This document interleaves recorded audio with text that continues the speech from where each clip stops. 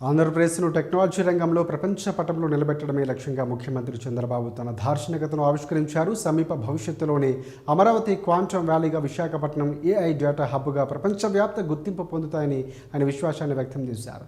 దేశాన్ని అగ్రస్థానంలో నిలబెట్టాలన్న ప్రధాని మోదీ ఆకాంక్షకు అనుగుణంగా ఆంధ్రప్రదేశ్ తన వంతు పాత్ర పోషిస్తుందని స్పష్టం చేశారు. ఢిల్లీలోని భారత మండపంలో వరల్డ్ ఎకానమిక్ ఫోరం నిర్వహిస్తున్న ఇండియా ఏఐ ఇంపాక్ట్ సమ్మిట్ 2026లో జరిగిన రౌండ్ టేబుల్ సమావేశంలో చంద్రబాబు పాల్గొన్నారు. కృత్రిమ మేధస్సు ద్వారా పోటీతత్వం అనే అంశంపై జరిగిన ఈ కార్యక్రమంలో కేంద్ర ఐటీ కమ్యూనికేషన్ల శాఖ మంత్రి Ashwini Vaishnaw, World Economic Forum CEO Borge బ్రౌండేతో కలిసి ఆయన ప్రసంగించారు. త్వరలోనే అమరావతి క్వాంటమ్ వ్యాలీ గురించి ప్రపంచమంతా మాట్లాడే రోజు వస్తుందన్నారు.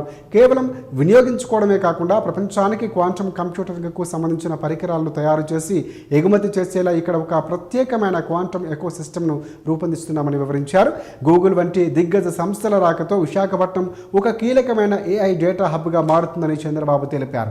ఇందులో భాగంగా ఢిల్లీలోని భారత మండపం వేదికగా జరిగిన ఇండియా ఏఐ ఇంపాక్ట్ సమ్మిట్ 2026లో ముఖ్యమంత్రి చంద్రబాబు పాల్గొన్నారు. ఈ సదస్సులో ఐబిఎం, ఐఐటి మద్రాస్ వంటి ప్రపంచ ప్రఖ్యాత సంస్థలతో 7 కీలక అవగాహన ఒప్పందాలు ఎంఓఏలు కుదుర్చుకున్నారు. అమరావతిలో క్వాంటమ్ వ్యాలీని ఏర్పాటు చేసి దానికి జాతీయ, అంతర్జాతీయ గుర్తింపు తీసుకురావడమే ఈ ఒప్పందాల ప్రధాన ఉద్దేశం.